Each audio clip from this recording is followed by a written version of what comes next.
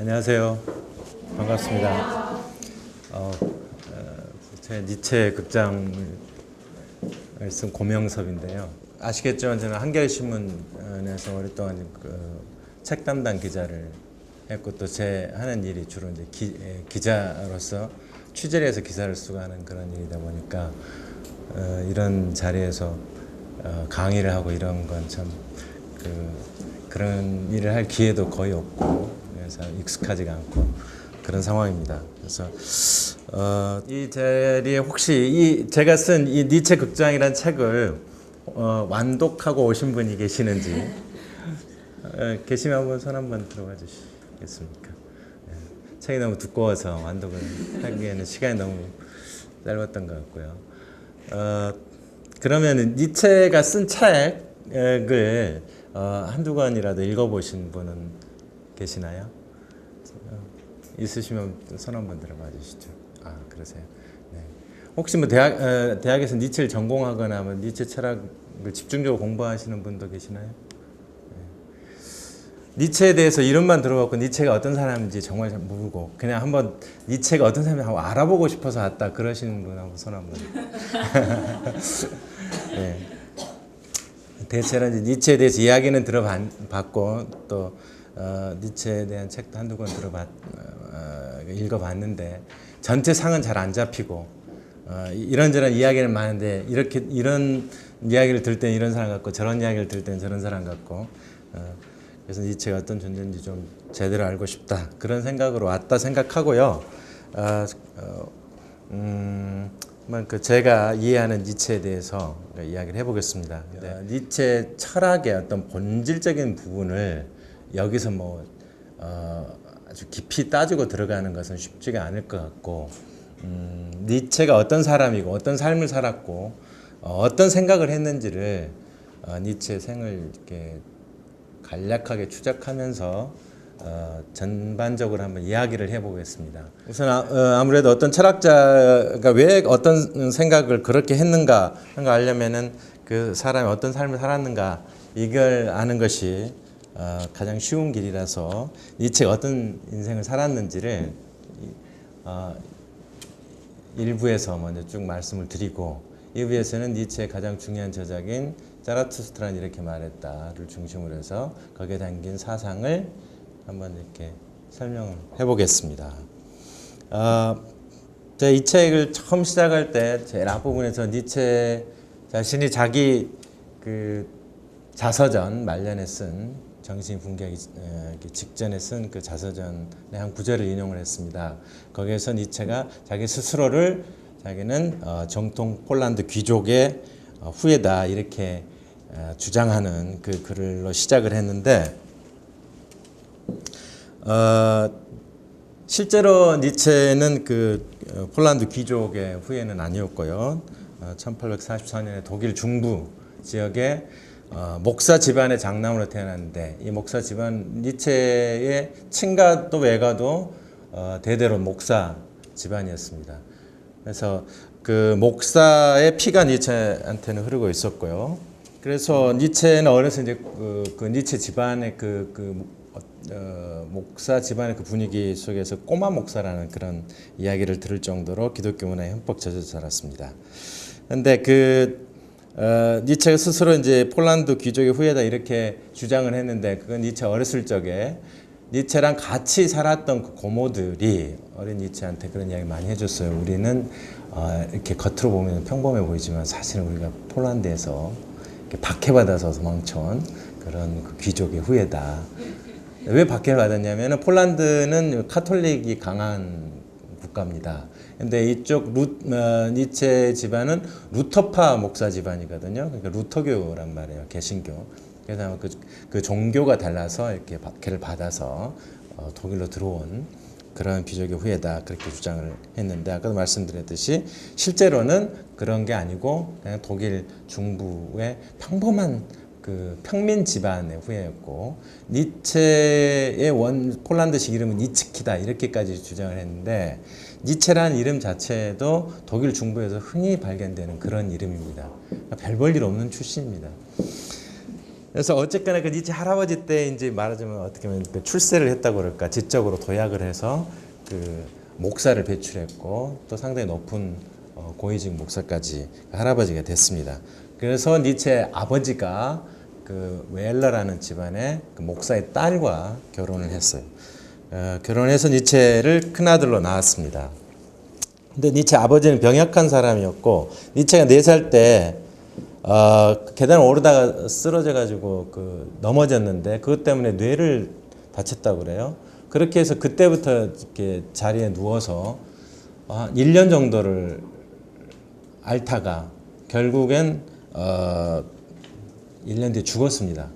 그래서 그 아버지가 앓았던 병을 뇌연화증이라 그러는데 그게 요즘 말로 하면 뇌경색이라고 할 수도 있고요. 그 죽은 날이 1849년 7월 27일입니다. 오늘입니다, 오늘. 네, 오늘이 7월 27일이지 않습니까? 이렇게 더운 여름날에 그 아버지가 죽어서 그때 니체 나이가 우리식으로 하면 6살, 독일식으로 하면 이제 4살에서 5살 되어가던 그 때인데 그 아버지의 그 죽음의 기억을 아주 생생하게 가지고 있었고 그 죽음의 기억을 나중에 니체가 14살 때 쓴 자서전이라고 할 수 있는 최초의 자기 자신에 대한 회고글 해서 그 아버지가 죽는 순간 그 어머니가 슬피 우는 장면 또 아버지가 그 목사관의 땅에 묻히는 그런 장면들을 이렇게 굉장히 생생하게 묘사를 합니다. 어머니는 니체 아버지를 만났을 때 17살이었고요. 그러니까 그 아버지 죽었을 때 22살 정도밖에 안 되는 굉장히 어린 나이였고 그래서 그 어머니가 마치 니체를 아버지 대신이라고 생각할 정도로 아버지 그 뭐랄까 집착에 가까울 정도로 그 아들에게 한편은 의지도 하고 또 아들을 자기식대로 키우려고 애를 쓰기도 했고요. 아버지가 죽고 나자 니체 집안에는 니체 어머니, 그 다음에 니체 할머니, 니체 고모 2사람, 그다음 니체 여동생 엘리자베트라고 있었습니다. 엘리자베트. 이렇게 5명의 여자 사이에 낀 남자 1명으로 자랍니다. 그래서 니체 자신은 뭐 그 시대에 일반적으로 다른 남자들도 그렇게 생각을 했겠지만은 자기 삶의 공간에는 남성성이 결핍돼 있다. 부성이 없다. 그래서 말하자면 인간이 자라서 공부를 하고 이렇게 자기 자신을 키워가는 데서 어떤 그 방향타가 될 만한 그런 존재가 없다. 그래서 내가 내 삶을 스스로 이렇게 찾아야 한다. 이런 식의 생각을 많이 했고 그런 그 남성성의 결핍을 어떤 심각한 정신적인 어떤 결함으로 그렇게 생각을 했습니다. 그래서 그것이 나중에 니체가 어른이 됐을 때 니체 철학에서 혹은 니체의 그 생각에서 나타나는 어떤 그 부성이나 남성에 대한 강한 열망, 집착 이런 것들의 심리적 기원이 되지 않았을까 이렇게 해석하는 사람들이 많습니다. 니체는 아주 어려서부터 아주 똑똑했고요. 영민했습니다. 그래서 14살 때 그 슐포르타라는 집에서 조금 떨어진 곳에 있는 김나지움에 들어갔는데 김나지움이라는 것은 우리식으로 말하면 인문계 중고등학교를 말하는 겁니다. 그래서 그 14살에 김나지움 슐포르타 김나지움에 들어갔는데 이 슐포르타는 포르타 학교라는 뜻이에요.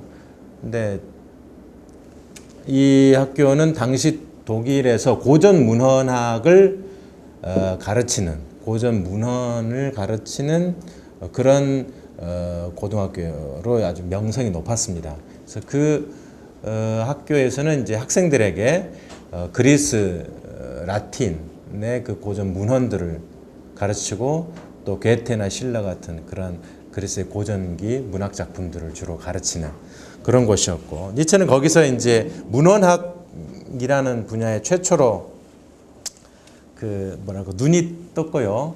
또 거기에 특별한 재능이 있다는 것을 거기서 알게 됐습니다. 그래서 그 니체가 이제 그 문헌학 분야에서 그 그리스어라든가 라틴어라든가 이런 부분에서 아주 특별한 재능이 있다는 것이 확인이 됐고 또 학교 선생님들이 그것 때문에 굉장히 니체를 아끼고 좋아했어요. 니체가 수학 이쪽에서는 또 체육 이 분야에서 상당히 약했습니다. 그래서 졸업할 무렵에 수학이 거의 낙제 수준이었는데 그 그리스 라틴어 쪽이 워낙 탁월하게 잘하니까 말하자면 졸업을 시켜줬어요. 근데 이런 그 공부를 해 나가면서 이제 문헌학을 한다는 것은 뭐냐면요, 그 오래된 문헌을 비판적으로 이렇게 읽고 검토하는 것이 1차적 작업이거든요. 그래서 이 문헌이 과연 말하자면 원본인가, 아니면 베껴 쓴 것인가, 베끼다가 어떤 사람이 거기다 가필한 것인가, 아니면 혹시 그 빼먹은 건 아닌가, 이런 걸 추적하는 게 문헌학의 기본 작업인데, 그래서 어떤 면에서 보면은 그 두더지처럼 이렇게 땅을 파들어가는 것 같이 그렇게 어떤 그 문헌 속으로 또 그 문장과 문장 사이로 이렇게 뚫고 들어가는 작업입니다. 그래서 나중에 이제 니체는 그런 작업에 환멸을 느끼게 되는데, 어차피 슐포르타에서 그런 작업을 잘했고, 그렇게 하다 보면은 이게 옛날 문헌이라고 해서 다 진리다, 이건 진실이다, 이렇게만 생각하지 않고 그걸 비판적으로 생각하는 훈련을 하게 돼 있어요. 그래서 그 훈련을 통해서 뭘 읽게 되냐면 기독교 성경을 읽게 됩니다. 성경을 비판적으로 읽게 되다 보니까 이게 보면 성경이 앞뒤가 안 맞고, 무슨 하나님도 무슨 뭐 야훼라고 했다, 엘로힘이라고 했다가 또 하나님이 한 분이신 것 같다가 여러 분이신 것 같다가, 구약의 하나님 성격 다르고 신약에서 하나님 성격이 다르고 막 그러는 거거든요. 그래서 그걸 비판적으로 검토하면서 이 꼬마 목사라고 불릴 정도로 독실한 그 루터파 그 어떤 그 목사 집안의 그런 그런 타고난 그 신자가 기독교 신앙을 잃어버립니다. 그게 16, 17살 사이에 일어납니다. 그래서 니체는 자기 어떻게 면에서는 아버지가 죽고 나서 자기 존재를 의탁했던 하나님, 신이라고 하는 그 존재를 문헌학 공부를 하면서 가외로 그 성경을 읽어가면서 그 성경의 진리성을 회의하게 되고, 그 성경의 진리를 부정하게 되고, 그러면서 기독교 신을 말하자면 거부하게 되고, 그 신이 없다는 그런 자각에 이르게 되는 거죠. 그래서 그것이 이 책에는 아버지도 없는데 아버지를 대행해 줬던 어떤 정신적 존재의 신도 없는 그런 상태, 그래서 아비 없는 혼자인 그런 상태가 됩니다. 그래서 그런 상태로 고등학교를 졸업하고 대학에 이제 1864년 가을에 대학에 이제 들어갑니다. 그래서 그 처음에는 본 대학에 적을 두게 되는데, 독일은 뭐 지금도 그렇지만은 모든 대학이 다 말하자면 평준화돼 있어요. 그래서 내가 공부하고 싶은 곳에 언제든지 옮겨 다닐 수가 있습니다. 또 내가 공부하고 싶은 스승이 학교로 옮기면 따라서 옮길 수가 있습니다. 그래서 그 니체하고 비슷한 시대에 마크스 같은 사람도 처음에 그 본 대학에 있다가 그 다음에 베를린 대학으로 옮기고 그러거든요. 니체도 그 본 대학으로 들어갔다가 자기 문헌학 쪽의 그 스승이 리첼이라는 사람과 얀이라는, 오토 얀이라는 두 문헌학자가 아주 거두가 있었는데, 이 두 사람이 입장이 달랐어요. 그래서 이렇게 치고받고 싸우다가 두 사람이 모두 그 본 대학을 떠나버렸습니다. 그래서 얀은 베를린 대학으로 가고, 그리고 그 리첼은 라이프치 대학으로 옮겼는데, 니체는 리츠를 따라서 라이프치 대학으로 옮겨가게 됩니다. 그리고 거기에서 이제 그 리츠의 지도를 받으면서 매우 뛰어난 문헌학 논문을 쓰게 되고, 그 논문을 리츠 교수가 읽고는 깜짝 놀래요. 어떻게 학부생이, 대학 2학년생이 이렇게 뛰어난 논문을 쓸 수 있는가. 그래서 그 논문을 그 문헌학 학회지에다가 발표를 합니다. 그렇게 해서 니체는 이미 학생 때 그 문헌학계, 독일 문헌학계 일약 그 젊은 스타 학자로 떠오르게 되죠. 근데 그렇게 스타 학자로 떠오르면서 니체는 문헌학에 대해서 회의가 들기 시작합니다. 이 두더지처럼 이렇게 책만 파들어가고 이렇게 낡은 양피지 쓰여진 글자들이나 이렇게 추적하고 이게 진짠가 가짠가 뭐 이런 거나 따지고 있는 이런 것이 과연 정말 할 만한 일인가?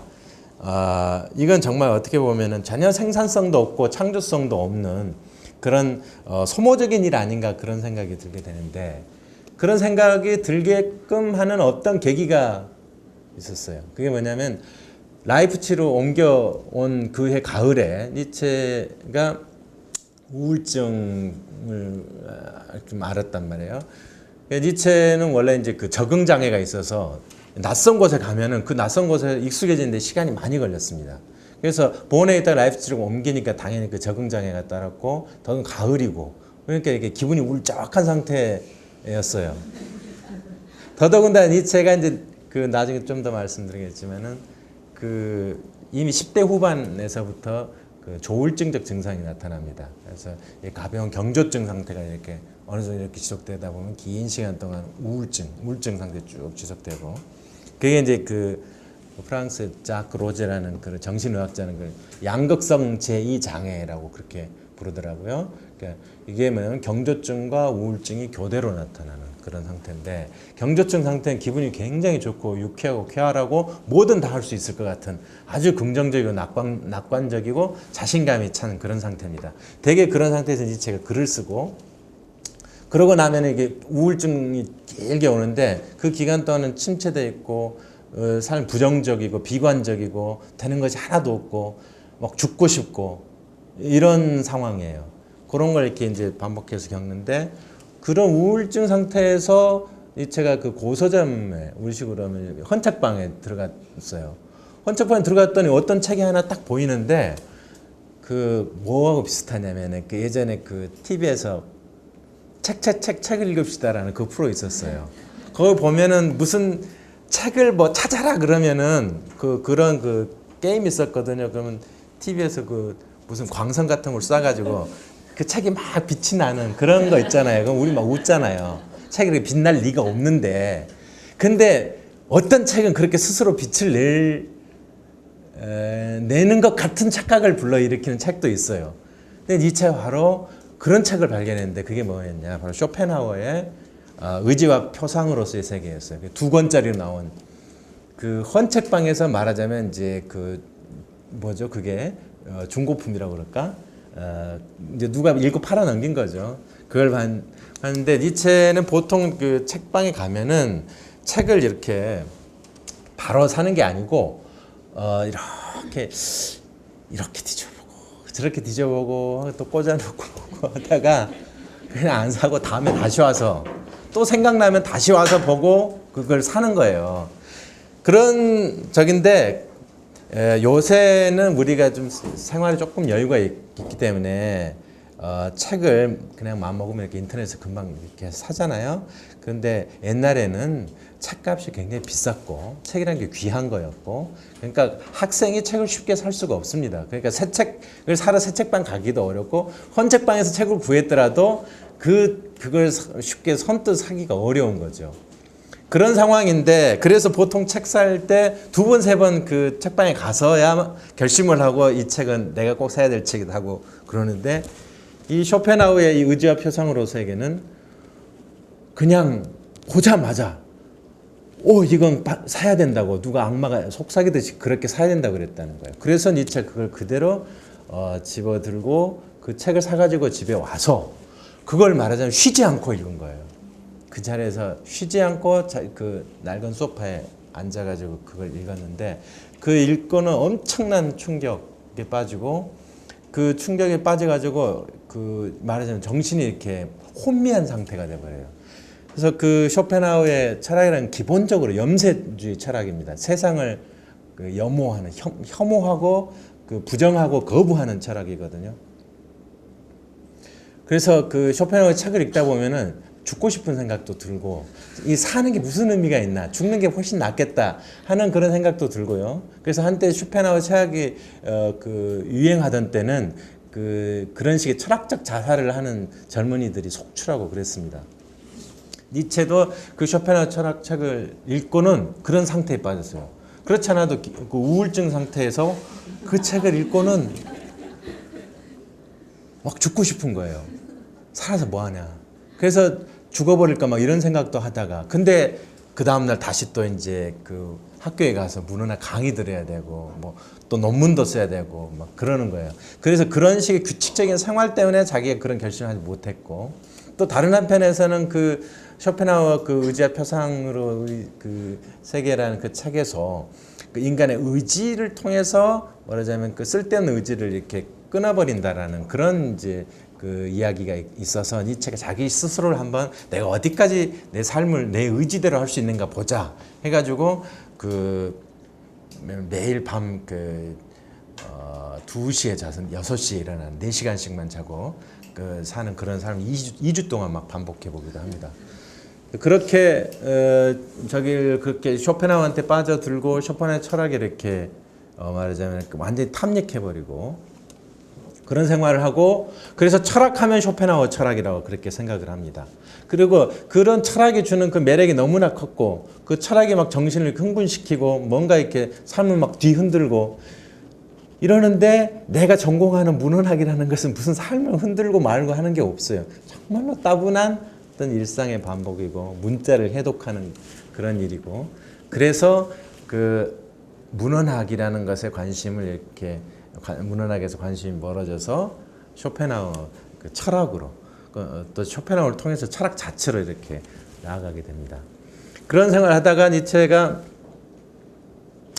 얼마나 쇼펜하우어한테 빠졌냐면은, 그래서 대학교 3학년을 이렇게 3학년을 마치고 1년 동안 이제 군대에 갔습니다. 그 당시 독일은 의무 복무제가 있어서, 우리는 요새 20개월인가 24개월인가 의무 복무가 있지 않습니까? 근데 그 당시 1년 독일은 있었는데, 그 니체는 몸이 좀 허약했는데도 독일 그 황제가 사는 베를린 근위대에 들어가고 싶어 했어요. 근데 몸이 뭐 별로 그 따라주질 않아서 못 들어갔고, 대신 이제 고향 나움부르크에 있는 그 야전 기마부대에 들어갔는데, 그 기마부대에서 이제 훈련을 받는데 너무 힘이 드니까 그 배 밑에 이렇게 쭈그려 앉아서 숨어서 쇼펜하우어한테 기도를 했어요.